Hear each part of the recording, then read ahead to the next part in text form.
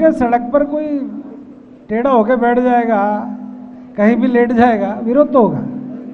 आप लोग करो ना, आप खूब नमाज पढ़ो, मस्जिद के अंदर पढ़ो, अपने घर के अंदर पढ़ो, अब पार्क के अंदर नहीं, फिर आप बताएंगे क्या उन्हें कहाँ पढ़ना है? बिल्कुल बताऊंगा। कैसे बताएंगे क्यों ना आप? बताऊं? आप कौन है? मैं हिंदुस्तान का नागरिक हूँ। और वो कौन है? मैं हिंदुस्तान का टैक्स पेयर हूँ। नहीं, वो कौन है? सरकारी जमीन हमारी है, ये कहने वाले पापी हैं, गुनाहगार हैं। नहीं, वो कौन है? वो हिंदुस्तान के नागरिक नहीं, हिंदुस्तान के वो नागरिक हिंदुस्तान हैं। का टैक्स पेयर वो नहीं। हिंदुस्तान का कानून नहीं मानते, मैं हिंदुस्तान का कानून मानता हूँ। तो आप मैं कानून हिंदुस्तान बनवाएंगे? में कानून हम दो बनवाने हम- के लिए पुलिस मैं है, हिंदुस्तान सरकार में- है। मैं हिंदुस्तान में हम दो हमारे दो का सम्मान करता हूँ। और इसी कड़ी में आज हमारे साथ कुंवर सूरजपाल अम्मू, करनी सेना के अध्यक्ष हैं, बीजेपी के प्रवक्ता हैं और नमाजियों के विरुद्ध रहने वाले हैं और मुसलमानों के खिलाफ बोलने वाले हैं। पता नहीं ये क्या क्या है, खुद ही बताएंगे। अम्मू जी, आप हैं क्या? मैं सुंदर सोलंकी का छोटा भाई हूँ, हिंदुस्तान का सच्चा नागरिक हूँ। ये देखिए, मैं छोटा लग रहा हूँ इनको, आप लोगों को छोटा लग रहा हूँ मैं। गुड़गांव का निवासी हूँ, गुड़गांव की चिंता करता हूँ, हरियाणा की चिंता करता हूँ, देश की चिंता करना मेरा दायित्व है। नहीं, कहाँ देश की चिंता, कहाँ देश को तोड़ने की चिंता रहती है आपको? आप देखिए ना, मुसलमान, नमाज, ये सब क्या हिंदुस्तान की संस्कृति से, हिंदुस्तान की मिट्टी से अलग है? नहीं, बिल्कुल नहीं है। किसने कहा? फिर आप अलग करने की कोशिश क्यों करते हैं? देश के अनेकों अनेक मुस्लिम राष्ट्रपति रहे, उनका मैं सम्मान करता हूँ, सम्मान किया है हमने। तो भारतीय जनता पार्टी के अंदर जो अनेकों अनेक मुस्लिम कार्यकर्ता हैं, मुस्लिम मंत्री हैं, हमने उनको सम्मान दिया हुआ है। हम नमाजियों के खिलाफ नहीं हैं। किसके खिलाफ हैं आप? साथ भी नहीं है अब उनके। हर जगह सड़क पर कोई टेढ़ा होके बैठ जाएगा, कहीं भी लेट जाएगा, विरोध तो होगा। आप लोग करो ना, आप खूब नमाज पढ़ो, मस्जिद के अंदर पढ़ो, अपने घर के अंदर पढ़ो, अब पार्क के अंदर नहीं, फिर आप बताएंगे क्या उन्हें कहाँ पढ़ना है? बिल्कुल बताऊंगा। कैसे बताएंगे क्यों ना आप? बताऊं? आप कौन है? मैं हिंदुस्तान का नागरिक हूँ। और वो कौन है? मैं हिंदुस्तान का टैक्स पेयर हूँ। नहीं, वो कौन है? सरकारी जमीन हमारी है, ये कहने वाले पापी हैं, गुनाहगार हैं। नहीं, वो कौन है? वो हिंदुस्तान के नागरिक नहीं, हिंदुस्तान के वो नागरिक हिंदुस्तान हैं। का टैक्स पेयर वो नहीं। हिंदुस्तान का कानून नहीं मानते, मैं हिंदुस्तान का कानून मानता हूँ। तो आप मैं कानून हिंदुस्तान बनवाएंगे? में कानून हम दो बनवाने हम- के लिए पुलिस मैं है, हिंदुस्तान में- सरकार है। मैं हिंदुस्तान में हम दो हमारे दो का सम्मान करता हूँ। अब वो हम दो, हमारे 27, हमारे 35, इनके भावकर आ कुंवर जाएगा। सूरजपाल अम्मू को ये हक किसने दिया? मेरे को, मेरे देश के कानून में मेरे को अभिव्यक्ति की आजादी है। सब नियम कानून कायदे पालन करवाने के लिए जमीन पे किसको कौन सही है प्रदेश के कौन गलत मुख्यमंत्री बताने ने- के लिए। प्रदेश के मुख्यमंत्री ने जब कह दिया कि हम खुले में नमाज नहीं पढ़ने देंगे, वो पढ़ें, मस्जिद में पढ़ें, मस्जिद को 2-3 मंजिल और बना लें। अगर मस्जिद को वो और ऊपर कर लें, बड़ा कर लें, चंदा नहीं है मुझसे मांग लें, उमेश से मांग लें, ये चौहान साहब बैठे इनसे मांग लें, परीक्षित बैठा उससे मांग लें। अब मतलब आप चंदा दे सकते हो, जमीन नहीं दे सकते हो उन्हें नमाज पढ़ने की। सड़कों पे अगर कोई सड़क जाम करेगा, एम्बुलेंस को रोकेगा, लोगों नागरिकों को परेशान करेगा, ट्रैफिक व्यवस्था को बिगाड़ेगा, तो निश्चित तौर पर जब आपके सत्संग चलते हैं, जब आपकी यात्राएं अनुमति चलती लेते हैं, हैं, जब हम अनुमति लेते हैं। उन्होंने भी अनुमति ली हुई है। अगर उनकी अनुमति एक भी अगर आप सुंदर सोलंकी दिखा रहे हैं, मैं आज ही अपने हर पद से इस्तीफा देकर अपने घर बैठ जाऊंगा। उन्होंने अनुमति भेजी भी है आपको? अगर उन्होंने कोई अनुमति मुख्यमंत्री जी और गृह मंत्री के आदेश के बाद अगर किसी भी पत्र पर जिला उपायुक्त के द्वारा या कमिश्नर ऑफ पुलिस के द्वारा अगर उनके पास परमिशन हो, तो मैं अभी आपके तो प्रशासन उठाएगा ना उन्हें। मैं कह रहा हूं सर, मैं उल्टा होकर चलना शुरू कर दूंगा। नहीं, अम्मू को क्या दिक्कत है? प्रशासन उठाएगा अम्मू को नहीं, हिंदुस्तान के 100 करोड़ हिंदुस्तान के मुसलमानों को, हिंदुस्तान के 100 करोड़ हिंदुओं को दिक्कत है। अगर मेरे देश के अंदर आप कानून तोड़ोगे तो दिक्कत है। 100 करोड़ लोगों को दिक्कत है, तो फिर अम्मू ही आते हैं आगे, और तो करोड़ या लाख या हजार कोई दिखता नहीं। अम्मू उन 100 करोड़ लोगों में से अगर किसी की आवाज बनता है तो अम्मू को गर्व है इस बात पर।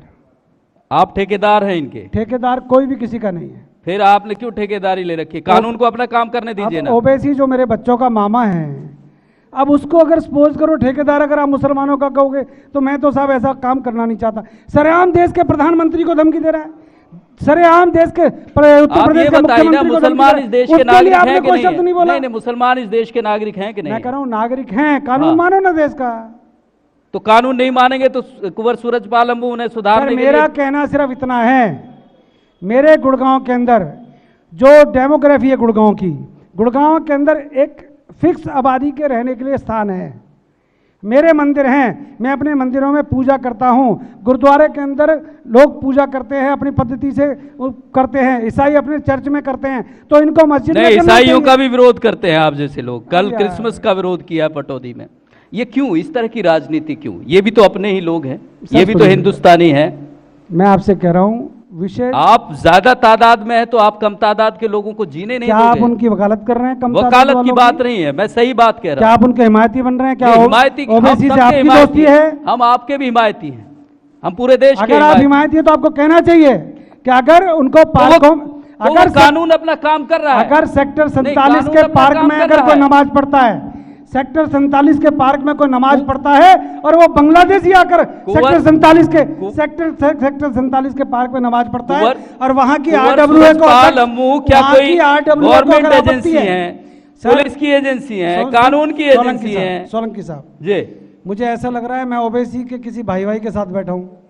आराम से मुझे भी बोलने दो ना, अब डराओगे तो मैं चला जाऊंगा। मतलब आपसे जब सीधे कोई बात कर ले तो वो ओबीसी का भाई हो गया? अरे सर बोलने तो दो।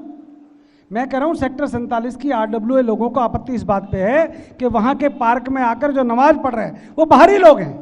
जब बांग्लादेशी घुसपैठियों को हमारा देश कानून ये कहता है कि उनको देश के अंदर, प्रदेश के अंदर, गुड़गांव के अंदर रहने का हक नहीं है, और वो बाहरी लोग, मेवात का कोई व्यक्ति आता है, कोई बात नहीं, हमारा मेवात के लोगों के खिलाफ भी जब आप बोलते हैं तो आपने खूब देखा होगा, अगर पाकिस्तान जाने की सलाह देते हैं। अगर बाथरूम के अंदर घुस के कोई हिंदुओं की बहन बेटियों की वीडियो बनाएगा और हिंदू अगर उसके हाथ पैर तोड़ते हैं तो मैं उन हिंदुओं के पक्ष में खड़ा हूंगा। अगर हिंदू उन वीडियो फिल्म बनाने वालों के हाथ पैर तोड़ते हैं, ये वीडियो बनाने वाले मुसलमान ही नहीं होते, हिंदू भी होते हैं। आप बताओ, दो चारों के नाम बता दो। दो चारों के नाम आप बता दो ना मुसलमानों के। हाँ बताइए। शफीकुल्ला, रफीक अहमद, जाकिर नाइक, ऐसे अनेकों अनेक इस प्रकार के लोग हैं जिन्होंने बदतमीजियां की है। पटौदी के अंदर आप भोड़ा कला के अंदर अवैध निर्माण कर रहे हैं मस्जिद का। आपको अगर मस्जिद बनानी है तो क्या आपने वहाँ के, कमाल है सर, वहाँ के लोगों साहब आपको मस्जिद नजर आती है, चर्च नजर आते हैं, और जो अवैध निर्माण मंदिरों के नाम पे होता है वो नजर नहीं आप दो मुझे निर्माण बताएं, मंदिरों के निर्माण है। सड़कों के बीच में जो मंदिर आते थे हमने उनको टूटते हुए देखा है, कोई आपत्ति नहीं है। कारण कि लोगों के लिए ट्रैफिक सुविधा ठीक करने के लिए अगर प्रशासन उस रोड के बीच में आए हुए मंदिर को हटाते, कोई आपत्ति नहीं है। परंतु हर तीसरे दिन कोई मर जाता है और आप हरी चद्दर डाल के उसको रोड पे साइड में मजार बना देते हैं। कुंवर साहब, मुश्किल ये है कि चश्मा एक पहना हुआ है आप लोगों ने, हिंदू मुसलमान का चश्मा पहना हुआ है। उससे जब मर्जी होती है तो हिंदू को देखते हैं, जब मेरे मर्जी होती है तो मुसलमान को। जब मेरे देश का बंटवारा हुआ तो 10 लाख हिंदुओं की हत्या कर दी गई।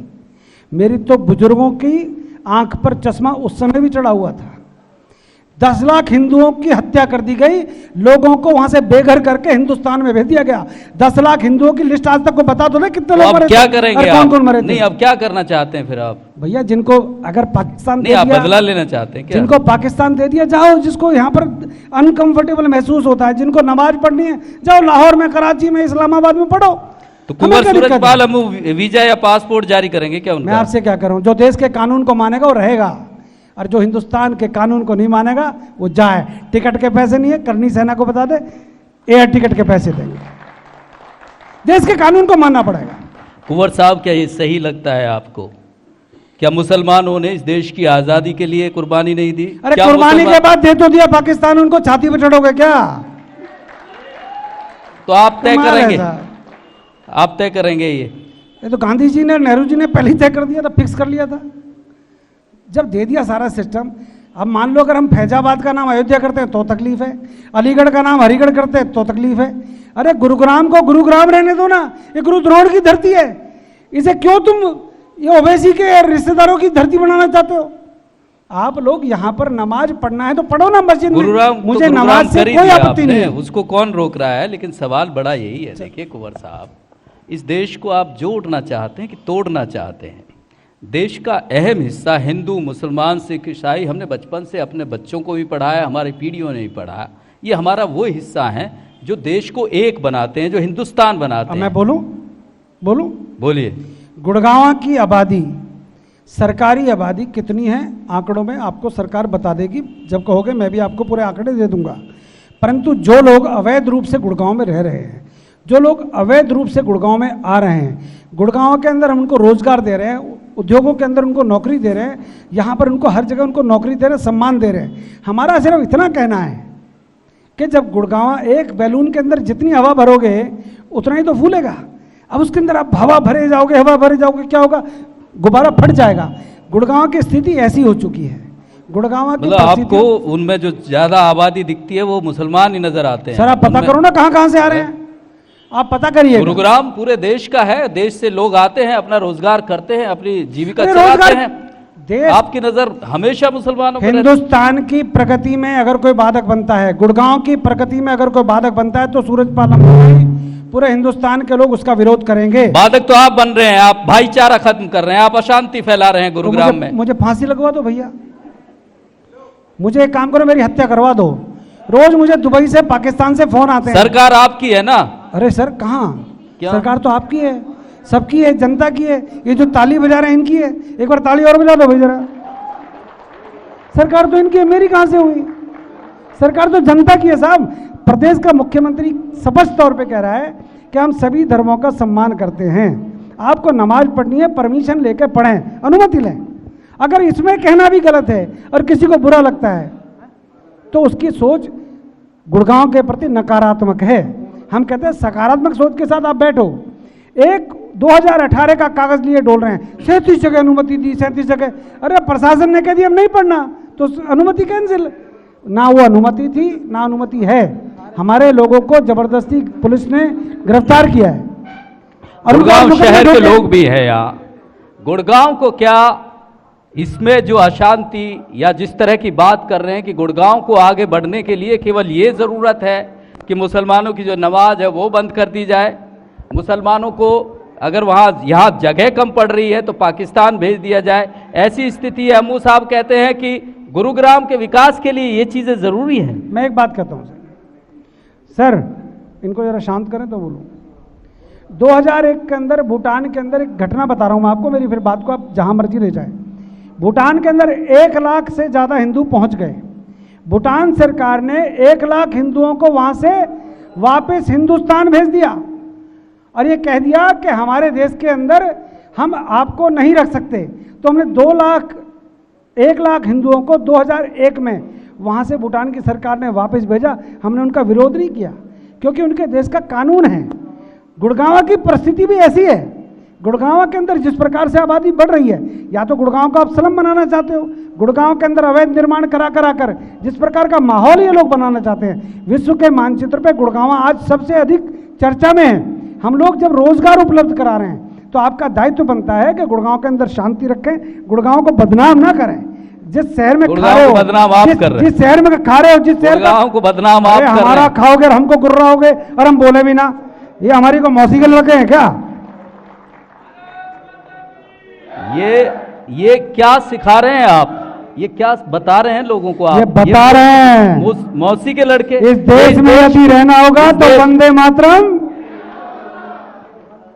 ये इस देश की मिट्टी में, इस देश की खूबसूरती ये है कि इसमें अजान भी लगती है, इसमें वंदे मातरम भी होता है। करो ना, जब मेरे स्टूडेंट बच्चे एग्जाम की तैयारी करें तो अजान जरूरी है क्या? आपकी जब मंदिरों में घंटी बजती है, जब भजन गाए जाते हैं तब दिक्कत नहीं है। मैं कह रहा हूं मेरे एग्जाम नहीं होते हैं। सुबह के 4 बजे जब घंटी बज रही होती है, जब हमारे यहाँ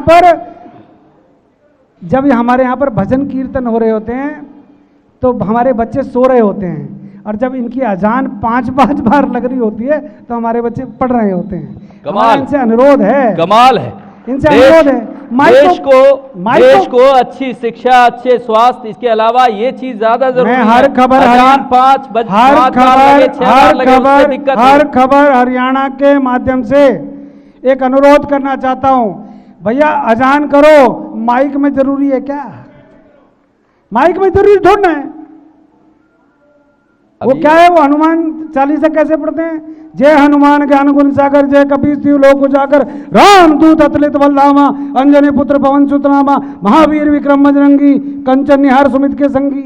महावीर जब नाम सुनावे, भूत पिशाच निकट नहीं आवे। अगर मैं भी अगर शोर मचा के पढ़ूंगा तो पड़ोसी कहेगा बावड़ा हो गया। मैं हनुमान चालीसा अपने घर में पढ़ता हूँ, अपने कमरे में पढ़ता हूँ, अपने घर के अंदर बनाए हुए मंदिर के अंदर पढ़ता हूँ। ये जो विचार हैं ये बीजेपी के हैं, मोदी के हैं, ये सूरजपाल अम्मू के, हिंदुस्तान के 100 करोड़ हिंदुओं के हैं।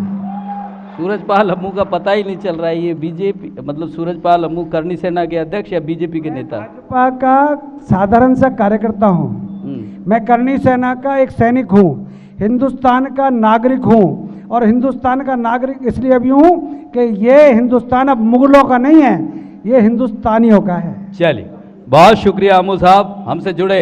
अम्मू साहब का कहना यह है कि दरअसल जो विकास है, जो गुरुग्राम है, उसकी जो रुकावटें हैं, जो दिक्कतें हैं, वो सरकार की योजनाएं या शिक्षा, स्वास्थ्य या उस पर ध्यान देना नहीं है, इस पे ध्यान ज़्यादा देना है कि अजान कितने टाइम लगनी चाहिए, लाउड स्पीकर से नहीं लगनी चाहिए, या अजान या नमाज पढ़ी जानी चाहिए तो कहाँ पढ़ी जानी चाहिए, ये गुरुग्राम का भला करेगी। तय आपको करना है।